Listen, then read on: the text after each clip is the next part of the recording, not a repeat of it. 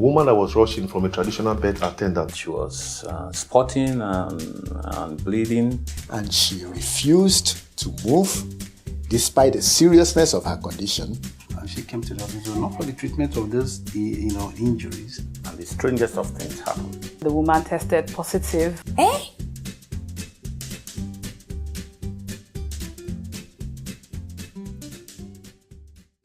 One of the funny, strange incidents I had while working in the job, I had a client who came in.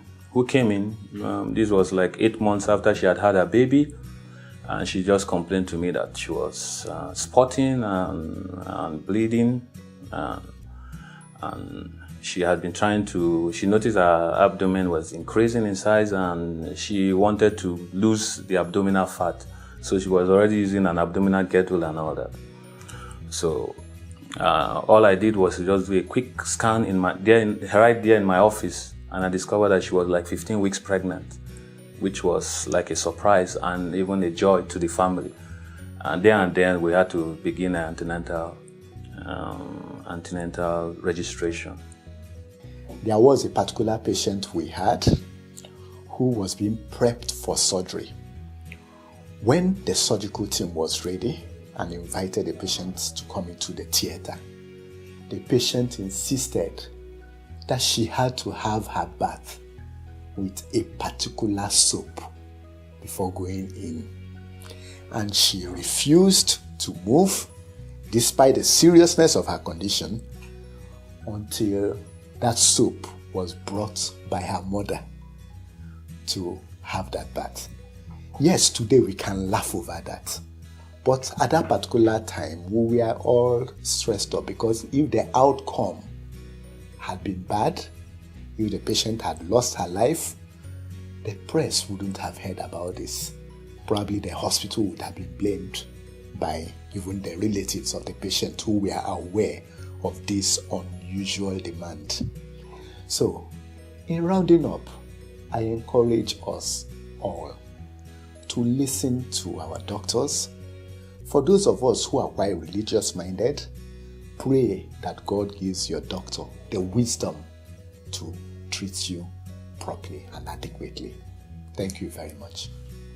Well, there's been a lot of funny experiences on the job, but I would say a very remarkable experience for me on the job will be when a couple who came in here after 25 years of infertility in 2016 came for their IVF treatments, and they had never been pregnant, and they've had about 9 failed cycles, both in Nigeria and abroad. And then they came in again and they said, this is the 10th one. And I said, okay, by God's grace, this would work. And then they came back, they finished all their procedures, came back for their tests. I must say that was the happiest day of my life when the woman tested positive after 24 years. And then she came for a scan and she was carrying twins. And then afterwards, she had 2 baby boys. And all glory to God. That's been my most wonderful experience so far in St. Ives Specialists Hospital. One thing I've found, like to say, it's funny or strange in family medicine is that most of the times the cases you see or the problem patients will complain to you are more of family issues. You know, patients come and expect you to solve problems between them and their husband. You know, I've had an opportunity to see a patient whose husband was and she came to the hospital not for the treatment of those injuries, but for me to counsel the husband and call him to order. So these are the surprising cases you will see as a family physician that are not really related to your work. But it's not that we don't have an idea of what to say, but these are not the major thing that you expect patients to come in. But when they come, we do give them attention and then offer some solutions for them. A woman that was rushing from a traditional birth attendant, even in Lagos as high class where we practice Ikoyi, a woman was brought in from a traditional birth attendant and rushed into the hospital. But thank God, at the end of the day, we have to quickly do some emergency surgeries to save her life. People should seek health care in a center that have all the facilities, that have all the manpower. An example of such good health center is St. Ives Hospital. Thank you. Well, I want to talk about counseling.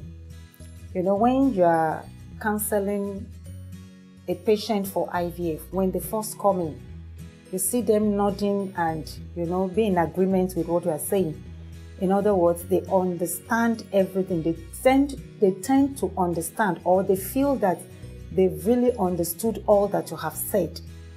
But if the treatment does not come in their favor, that is when there is a failure. And because at that time you need to counsel them again. When you counsel them and you tell them, you know, you were told that the IVF is so is not 100%, you hear them shout, "Eh? Why did I have to pay all that money? I thought it was going to work. I thought it's just pay the money and I have my baby." So you see, those are experiences you see in the course of the treatment of IVF. And in the area of midwifery, when a woman is in labor, you see them saying some funny things about their husbands when the pain is actually there. So you hear a lot of stories about why me? Where is this man? I don't want to see him and all those things. And the moment the baby comes out, you see them hugging themselves, calling baby, baby. So that is another exciting thing. One funny experience that I had in my practice as an IVF specialist, fertility specialist, was an incident of a lady, a couple, who have tried to get pregnant in different hospitals in different countries of the world. She lost confidence in herself, or the couple lost confidence in themselves, and decided to go the surrogate way. That is, somebody should carry the pregnancy for them. And I tried to convince her that she should be able to, but she said no, she's had previous IVFs that failed.